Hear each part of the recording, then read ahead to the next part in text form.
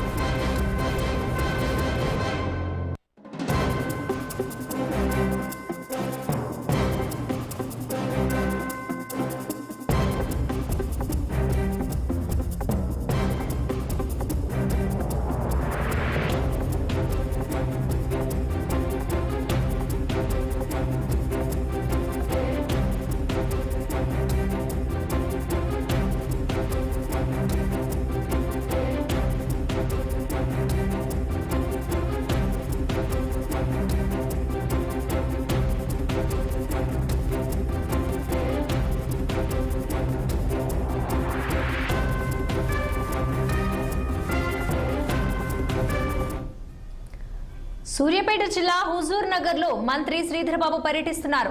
పట్టణంలోని pearl international స్కూల్లో mega job మేళాను మంత్రి ప్రారంభించారు.